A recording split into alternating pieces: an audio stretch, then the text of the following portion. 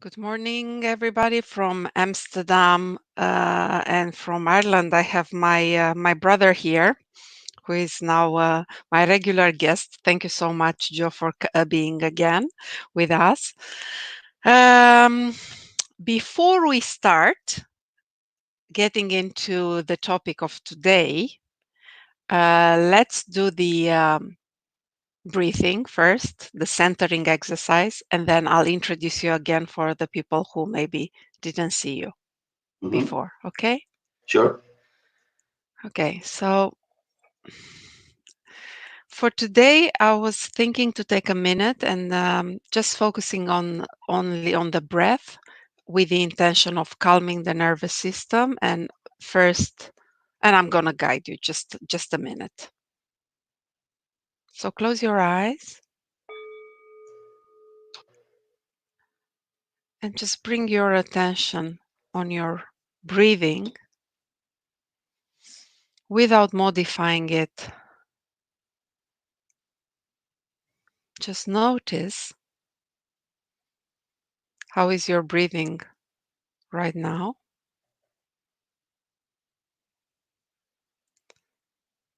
and just take 3 or 4 cycles of breathing and of noticing of the breath.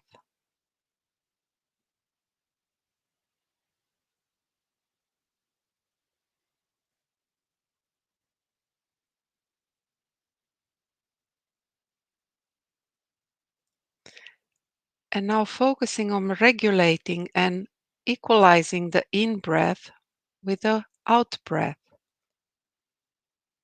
So make them even.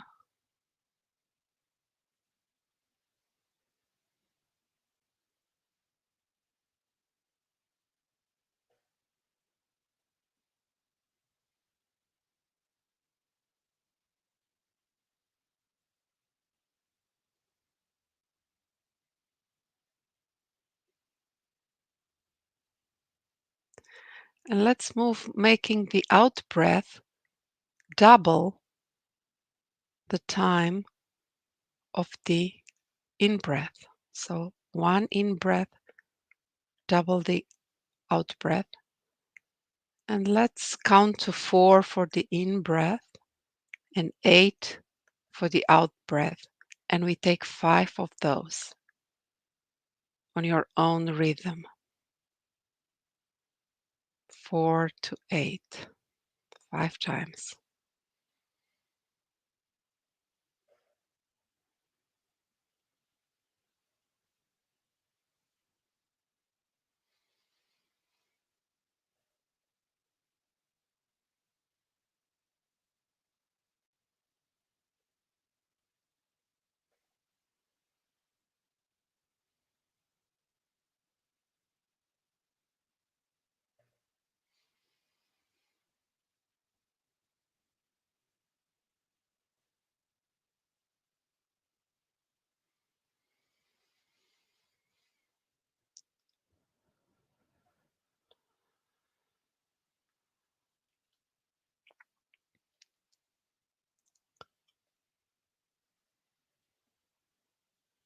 When you're ready, just open your eyes. This practice of the 2 to 1 breathing, so exhalation at the double duration as, the duration twice as long as inhalation, is a simple breathing practice that is sometimes overlooked, but it helps regulate the motions of the lungs and quiet both the nervous system and the energy fields that influence the body and the mind. So let's start. So for those who don't know Joe, Joe Guthrie is a business owner, a coach, and a mentor. And we're going to talk today about building a sales presentation. And Joe helps business owners to achieve sustainable growth and profitability while making the business less operationally dependent on the owner. And he has more than 30 years of experience as a business owner and corporate executive, having built several businesses from startup to profitability within the initial year of operation.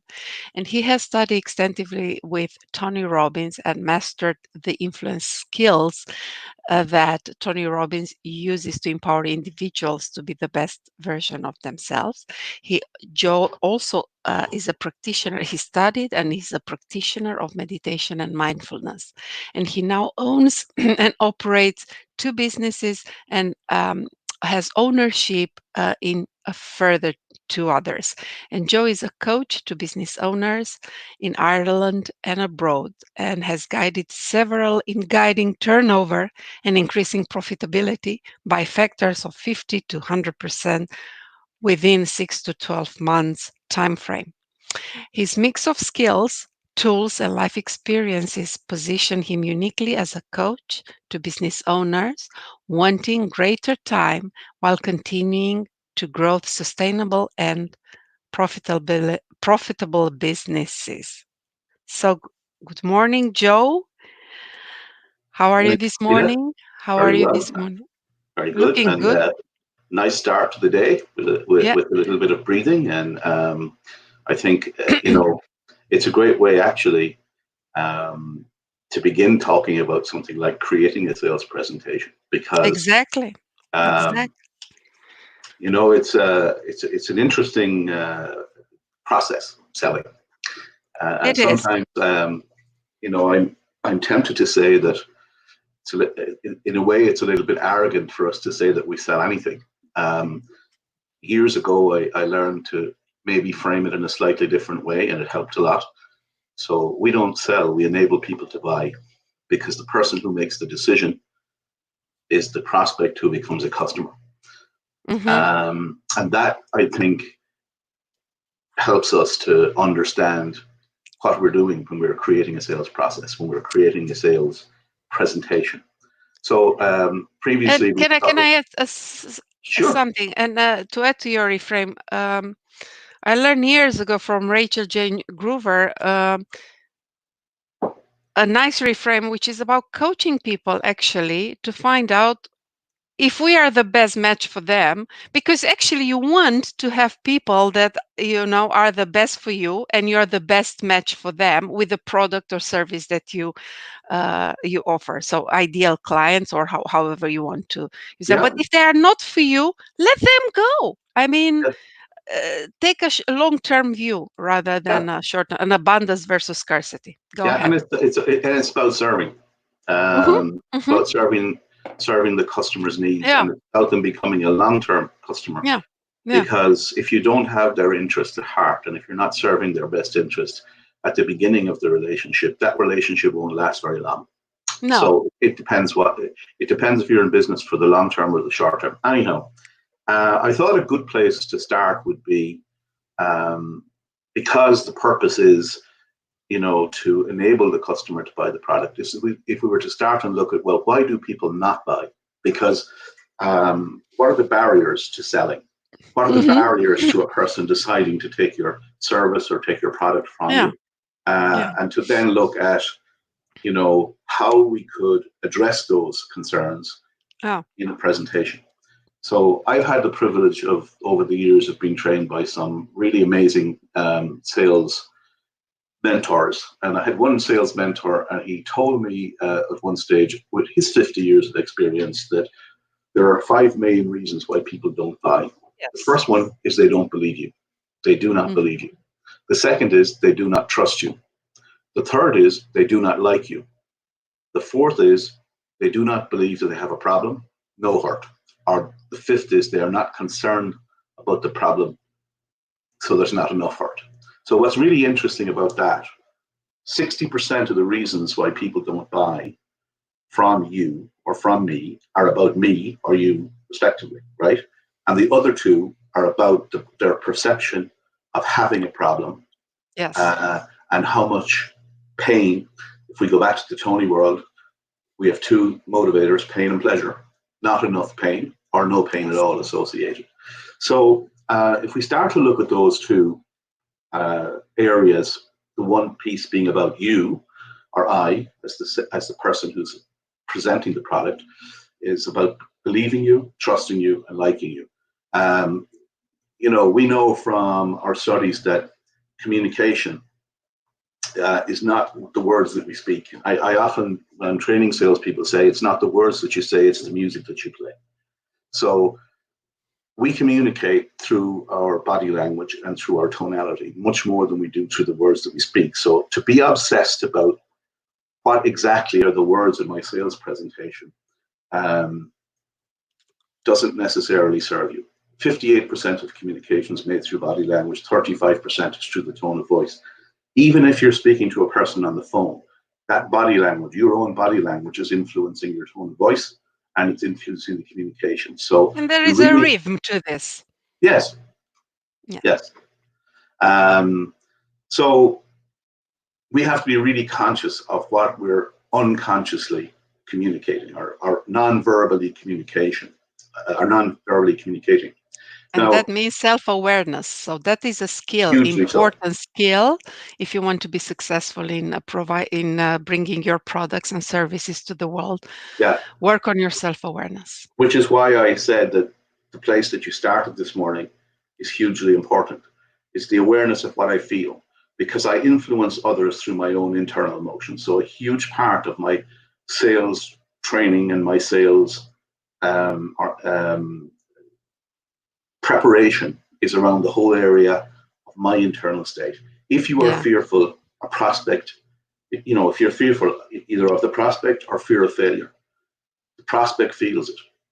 It's Yeah. impossible to hide, Yeah. right?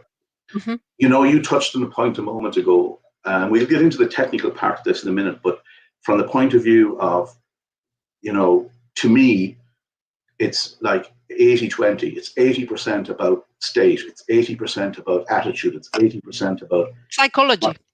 my psychology, yes. So if we're over eager to sell the product, you show more need for the sale than the prospect needs for your product. So it has to be about service. It has to be about finding a win-win. Yeah. Okay.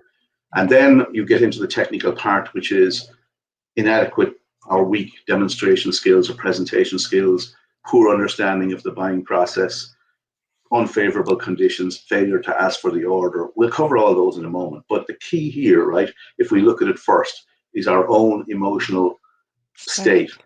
Okay. Hmm. So it's really important to have yourself in a really calm, centered place. A, when you're creating your presentation, but B, also when you're delivering it in the future. It's also to realize that you're there to serve, right? And as Yes. you said a moment ago, um, if the product or the service is going to improve the customer's experiences or improve their life or deal with a problem that they have and do it in a great way, then it's the right match, okay? And that's the place that you have to be coming from service, Yes. okay? So there's a word that is used a lot, and it's enthusiasm, okay? And I believe that it comes from a Greek root and it means God within. But I've used a very simple way to explain it to people over the years. Yes. If you spell enthusiasm, ENTHUSIASM, the last four letters are a clue. IASM, in selling, I am sold myself. Hmm. Okay, I have to believe in what I'm doing. I have to have, an absolute clear belief in what I'm doing, in the benefits of the product, to deal with those issues that we talked about at the beginning. Okay. Yes. The first three things, remember, were about me.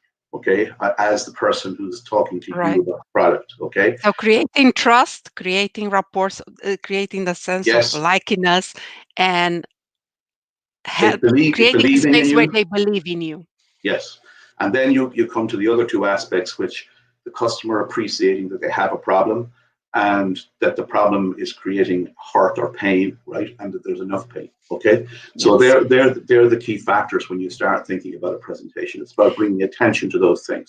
And Now, also reframe it, sorry, that is also sometimes educating, because educating the prospect, because sometimes they really don't know that they have a problem. So asking high mileage questions, coaching them yes, creates creates a win-win on long run. Okay, yeah, go ahead. absolutely. So, you know, again, we'll stay at a higher level for a moment and we'll drill down shortly. But there is one other big factor that I learned over the years as being a key reason that people don't succeed is the failure to ask for the order. People Failure to ask for the who ask for an order, they're failing to ask order. the Okay. person to buy. Okay, they do all the work. Years and years ago, when I was in direct sales, I used to manage a sales team at the very beginning, and I would have a checkout every day, and I would speak about each demonstration and pitch the guys had done the day before, and I would be able to identify the ones where they hadn't asked for the order. I could literally go back and knock on that door, and I would get the sale. And my comment to those guys always was, it was a way to educate them.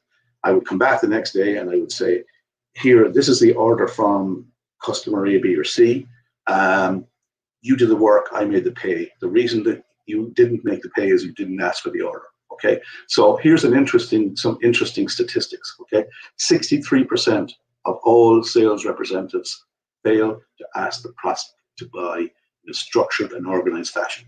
Isn't that amazing? Yeah. 63% of all sales representatives. That means that they fail to actually say, I think this product would be something that would be good for you. Would you like to buy it?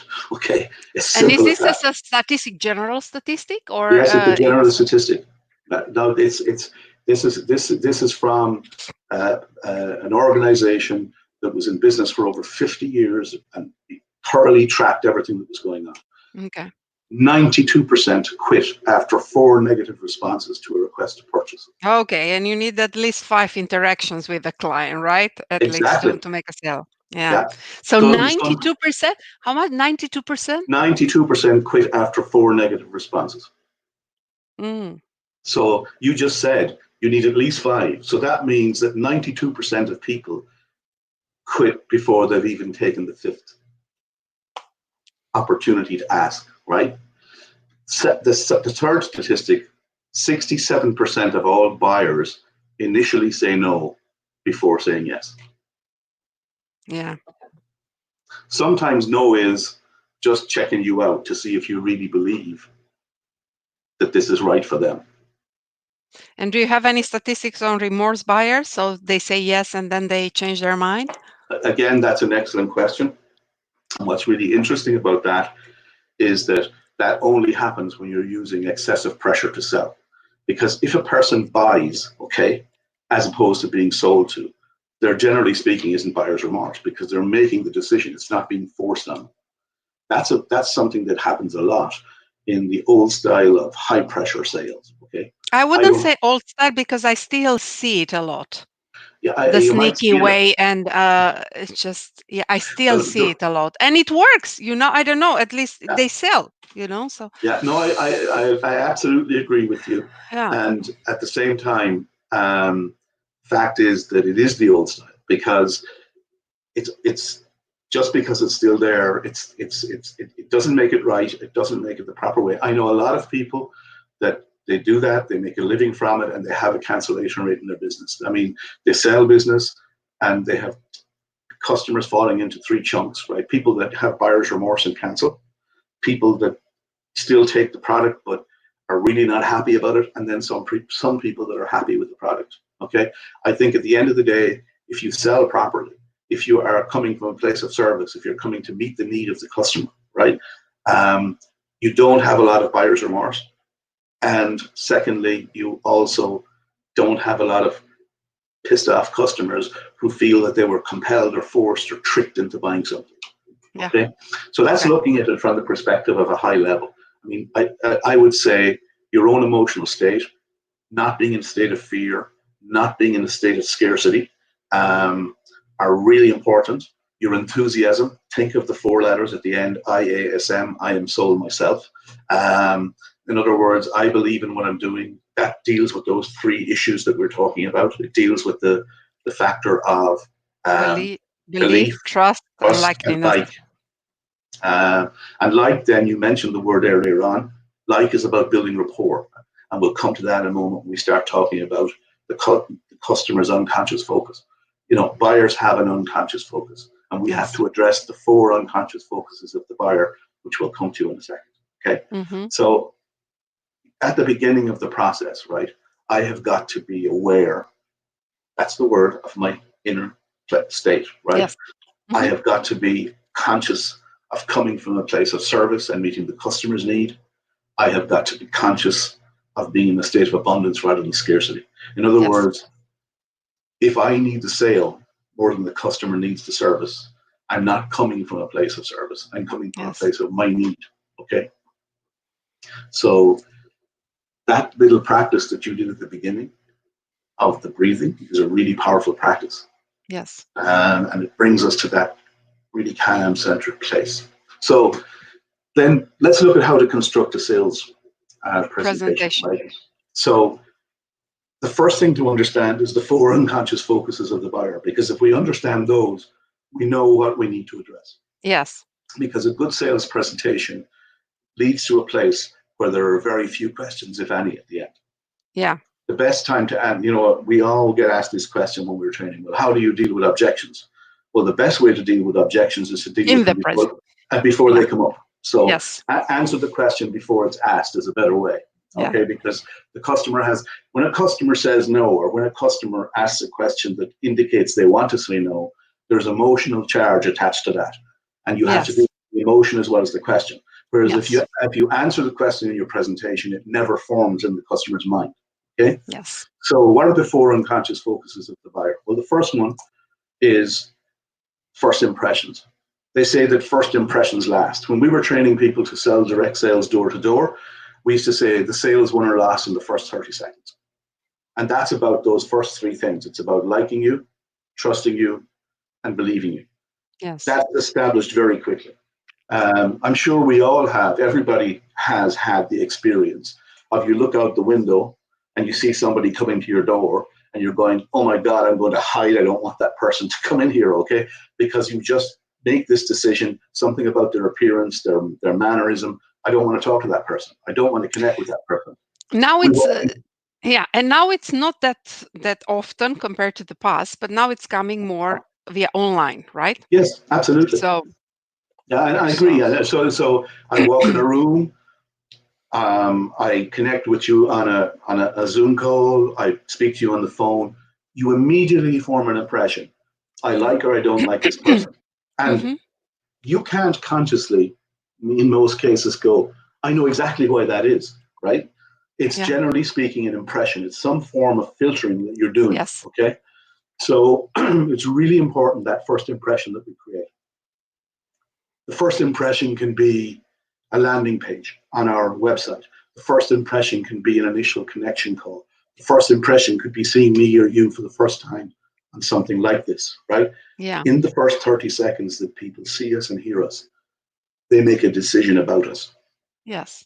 We may say it's unfair, whether it's unfair or not, It it doesn't matter. it is. It is Yes. what it is, okay? Yeah. So it's making a very positive first impression. It's really about being completely conscious of the messages and the impression that I'm communicating and I'm putting out about Yes. myself. Okay, Yes. and in training people, we often when we were doing face-to-face selling, but it's not different in this environment because if you're using visual, you are face-to-face. Okay, Yes. is we used to say, how you dress is hugely important because people form an impression on you by how you dress, how you look. Okay, Yeah. in fact, we used to teach people that when you went to a door and knocked on a door, the first thing that a woman looks at is your shoes. So you better shine Clean your shoes. shoes. Yeah. Okay. Okay. So, Okay. but it's a joke, but it's the truth. The truth is that people form an impression based on how we show up. So we have Yes. to be really conscious about how we show up.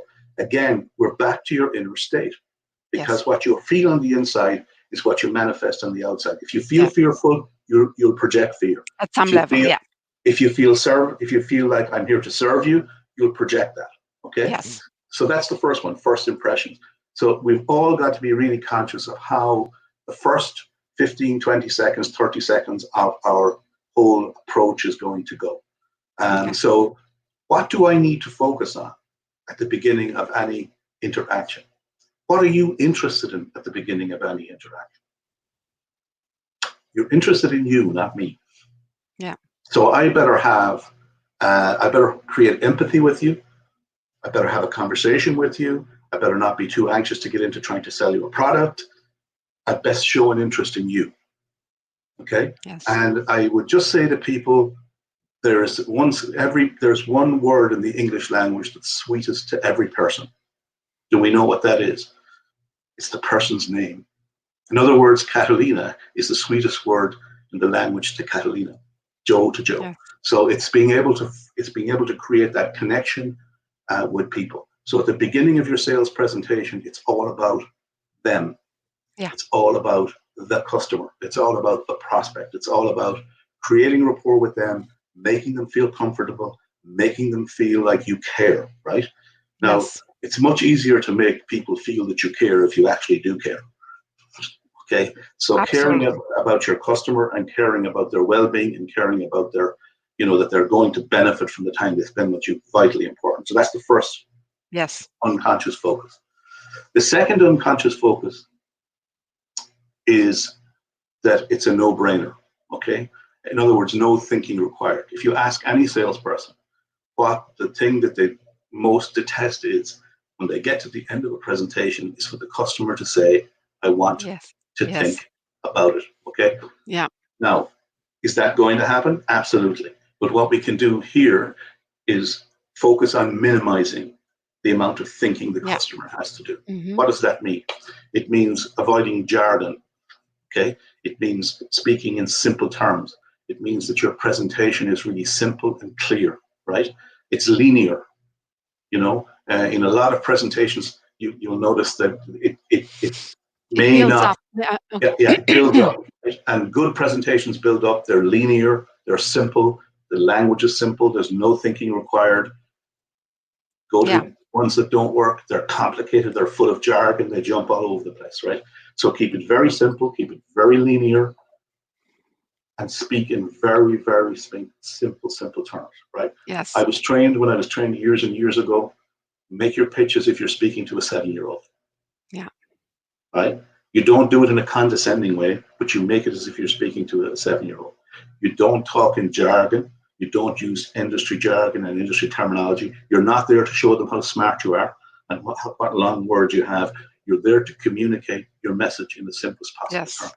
You Yes. always communicate it from the perspective of the customer. Why is this particular point that I'm making now relevant or of relevance to you? Yeah. Your presentation has got a number of components to it. Okay. The first component that has got to be there is explaining to the customer why they need your product. Yeah. That's all about pain, right? That's all about what problem am I going to solve? What what is the pain that you're experiencing in your life now that I can show you how my product is going to help to alleviate that for you? So it's Yes. all about pain, pain, pain, pain, pain. Okay? Yeah. Because remember, outside of you, the other two factors are, remember, no hurt or not enough hurt, Yeah. which is what my mentor told me 30 years ago. And he's And right. people respond first. Most of the people respond first to the pain rather than pleasure. So go Yeah, to the pain. yeah, Uh, yeah. And then once you've got the pain, and once the customer responds to it, and once it's affirmed, because here's another piece of selling process that avoids the need to think. We've got to ask questions. In my business, we call it, you've got to have the bring along. You've got to bring the customer along on the journey with you. You've got yes. to get them to affirm and confirm that they're with you. So, it's a question like, so Catalina, you can see how much stress and pressure this situation creates for you. Agreed? And I'm Yeah. asking, and all the time, So and pace and lead, pace and lead, pace and absolutely, lead. pace and Okay. lead all the way. But the Yeah. pacing and leading is pacing and leading on pain, pain, pain. And then now I'm going to bring solutions. So here's how we solve the problem. Okay. And now pain becomes pleasure, because now imagine how great life's going to be when this problem is solved. Hmm. How? Because people buy because they want, and they want because it takes them away from pain and towards pleasure. Yeah. I know I saw some research one time, and I'm sure you're aware of it as well, that we have two kinds of motivation: towards motivation and away from motivation. And away Yes. from motivation is how most people operate. Although they will tell you it's towards, the reality is it's away from. Okay. Yeah. So The pain is the away from motivation. And as soon as we've built momentum up with that, we use the towards motivation. Now we're taking you into the future, right? Yes. Now we've got to present our offer, okay? Now, in a lot of cases, offers become so complicated, okay?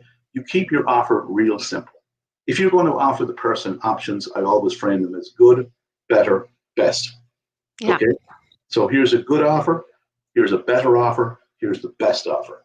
And if you put three options in, people generally go for the middle one, but that's a separate issue.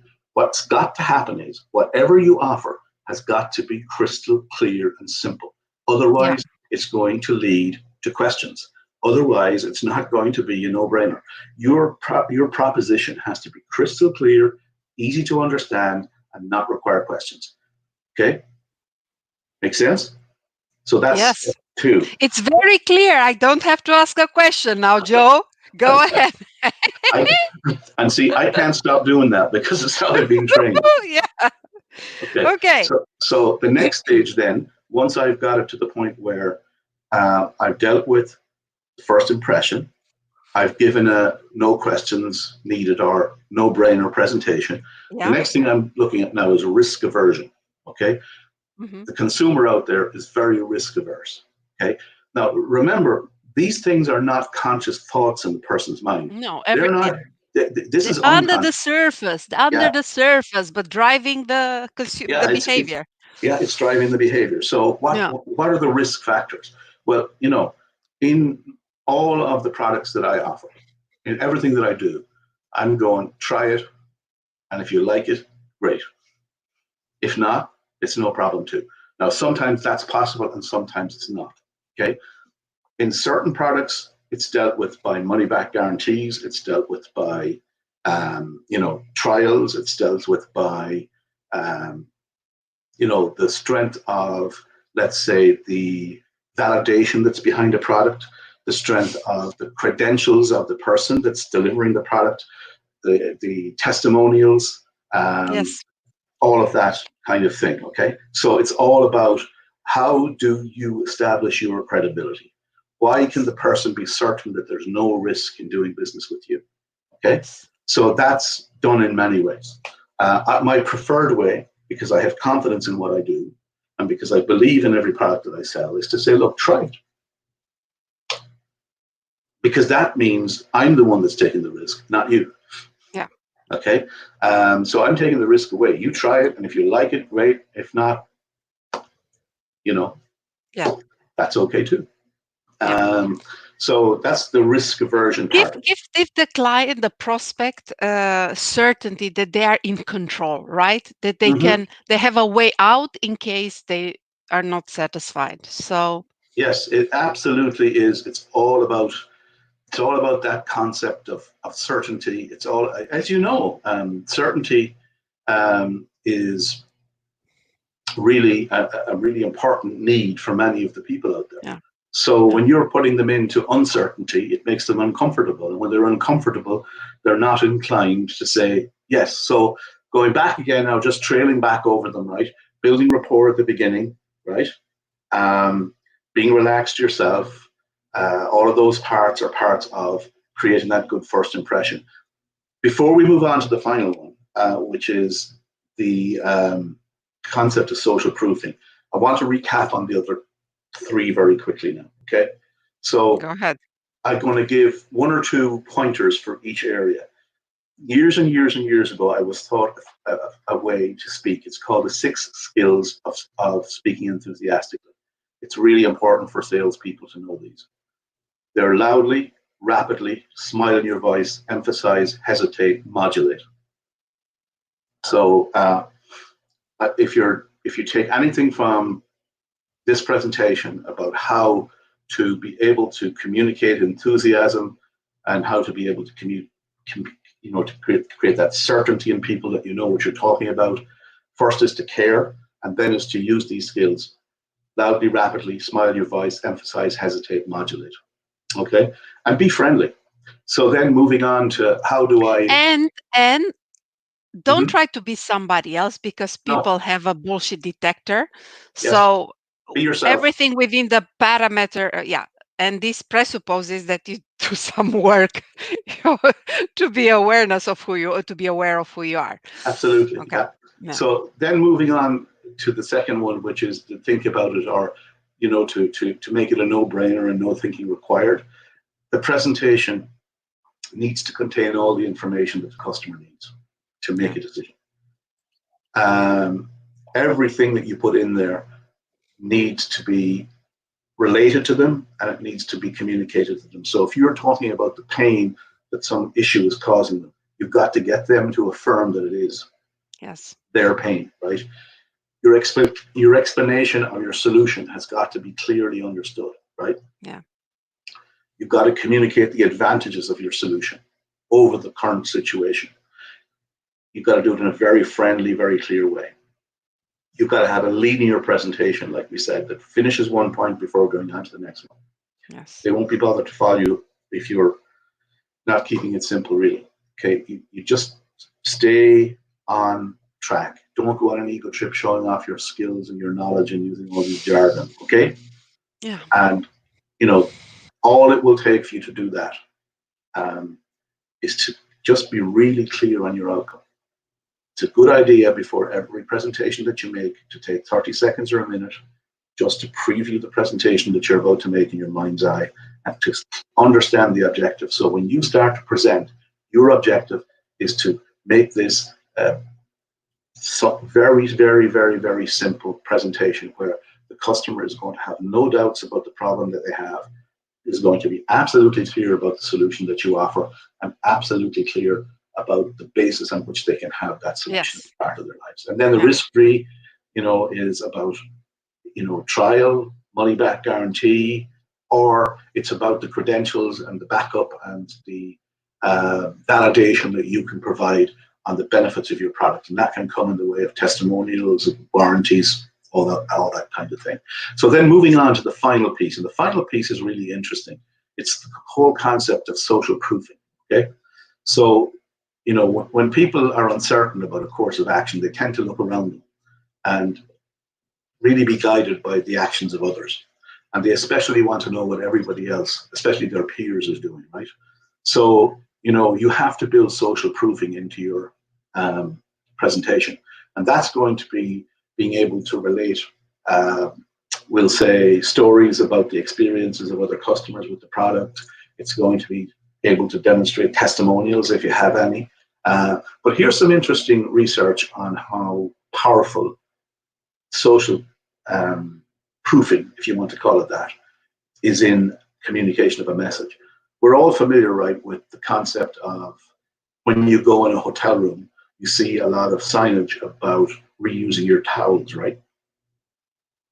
Mm-hmm. Well, there's a hotel chain and they tested 4 types of signs, right? The message on the sign, the first one was, help the hotel save energy. 16% conversion rate. Mm-hmm. Second message, partner us to help the environment. 31% conversion rate. Fourth one, almost 75% of guests reuse towels. 44% conversion rate. Next message and final one, 75% of the guests who stayed in this room reused the towels. 49% conversion rate.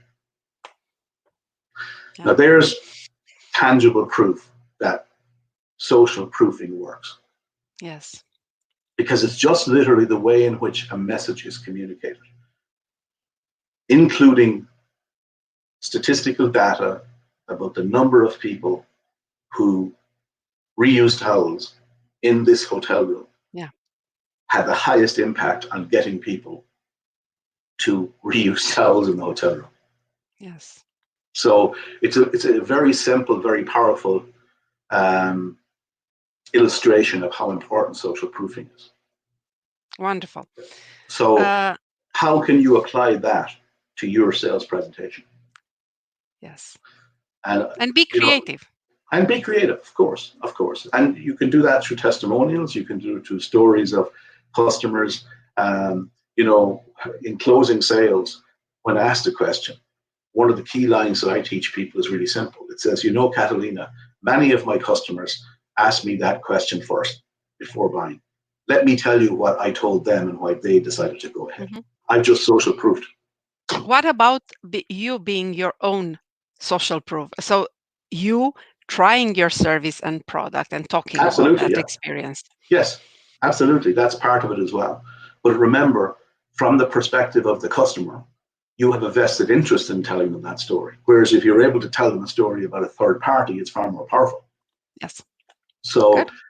it's the key to a great presentation is to remember this phrase.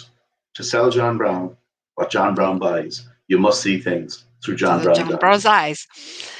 Awesome. One more question before we end this. You are mentioning the statistics 92% quit after four negative responses, 67% of the buyers say no before say yes, which means there is a golden fish pool there that Absolutely. many people just left behind. Yes. So the fact that how do you approach this? You get the no. How do you deal with that? Well, With first of all, that it's prospect? internal. It's internal first. Okay. Hmm. You won't deal with it well on the outside if you haven't dealt with it well on the inside. Correct. So the way I train myself and the way I train others is really simple. Um, Person doesn't say no. What they're really saying is, I'm not ready to say yes yet. You just haven't convinced me yet. So Yeah. it's all about listening to what the customer says. So let me ask you a question, and let's just do a very quick role play if you want on this for a second. So Yes. if you were offered a product, okay, and you were saying no, typically what would you say? Would you just say no, or would you offer a reason? I would offer a reason. So let's Yeah. take an But example. Say no and offer a reason, and then we'll just see yeah, how. well, I have this. I have already something similar, or this is not on my priority right now. Okay. So if you say that, the first thing I've got to do is I've got to listen very carefully to that, right?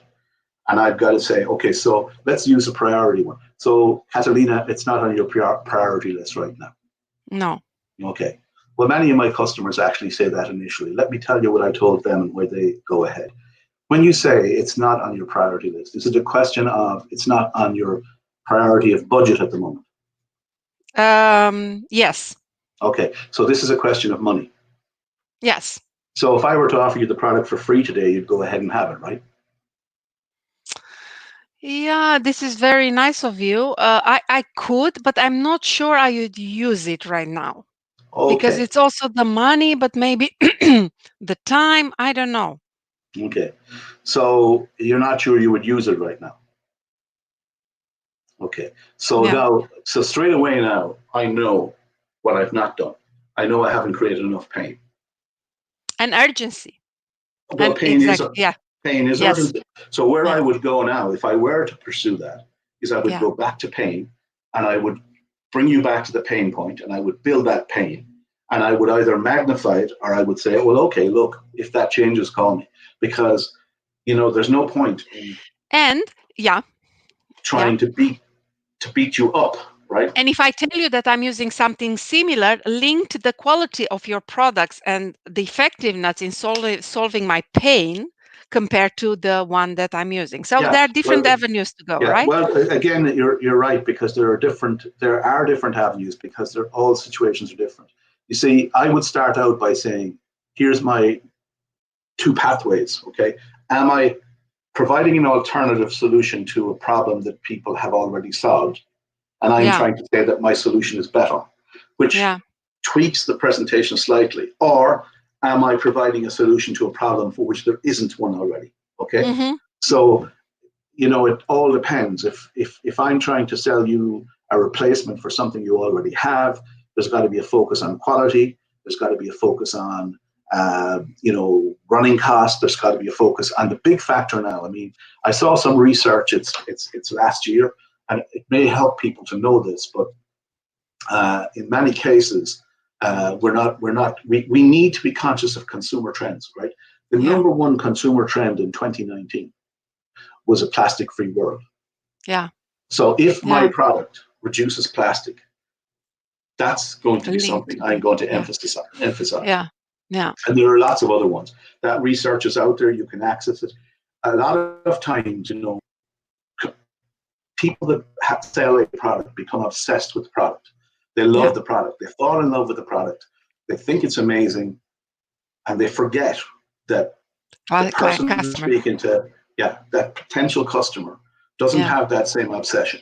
And you've got to Awesome. understand the consumer trend, and you've got to understand the consumer's thinking. And the key piece of the consumer's trend, thinking today is all based around trends that are out there. So there are there's a lot of research being done now on what are consumer trends. It's good to be conscious of what consumer trends are and how those consumer trends integrate that into your presentation. Fantastic. So, the key message to finish with is really, really enthusiasm, caring about your customer, remembering that it's really important to always come from the perspective of the customer. And if you are to take one thing away from this, take away the fact that to sell John Brown what John Brown buys, you must see things through John Brown's eyes. Yeah. Thank you so much. So why don't you lead the ending, maybe a Ho'oponopono? Because today also I have the funeral of my father-in-law. So it's a very emotional and difficult day. So I'd like maybe to end Yeah, this okay, presentation all with right. this. But And before you prepare yourself, let me read, because I really like this, to end up with this from Anaya, a message from Anaya Doda: the ethical duty of a business organization with regard to sustainability. In business, the three aspects of sustainability include social, economic, and environmental. The role of companies in addressing all these three aspects depend on the management practice implemented in the organization.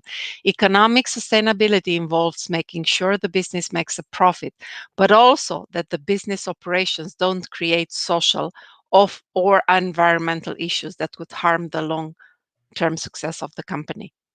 I yeah, really like this as the guiding principle. Beautiful. yeah, it's beautiful, and it relates to the four non-negotiable objectives of our business and of every business that I'm involved in. Yes, And the first one is to create shareholder value. The second one is to create customer delight. The third is to create associate satisfaction, and the fourth is to create community satisfaction.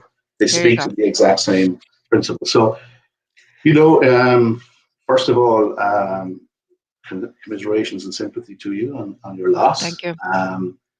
And what I'd like us to do is to maybe do a little bit of Ho'oponopono, which is a very beautiful practice and a good way to close out our meeting and to help you today and to help everybody. So if we could just close our eyes for a moment and take just a couple of really deep breaths. In fact, we'll use a slight variation on box breathing and just inhale and hold and exhale and hold, and we'll do that 5 or 6 times with a count, maybe a 4 up for each part of the cycle. So,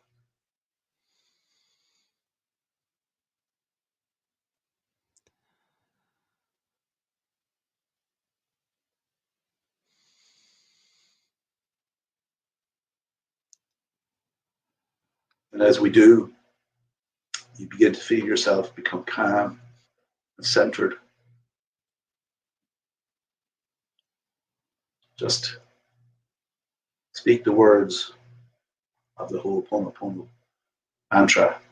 I love you. I'm sorry. Please forgive me. Thank you. But I want you to focus them now as a mother would comfort a child.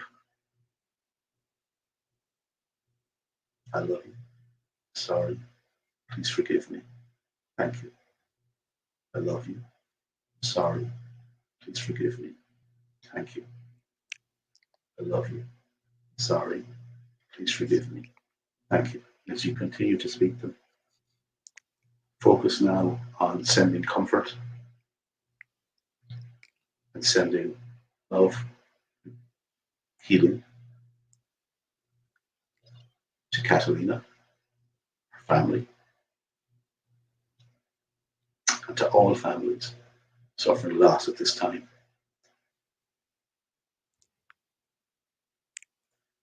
I love you.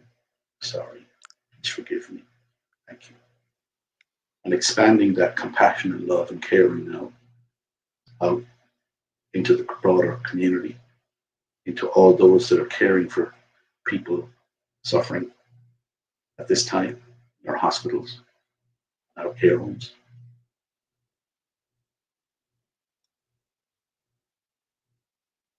and especially again now sending that same love and compassion and caring to our leaders and to the leaders in the world today to guide them to making the right decisions to serve our well-being and the well-being of humanity, the entire planet.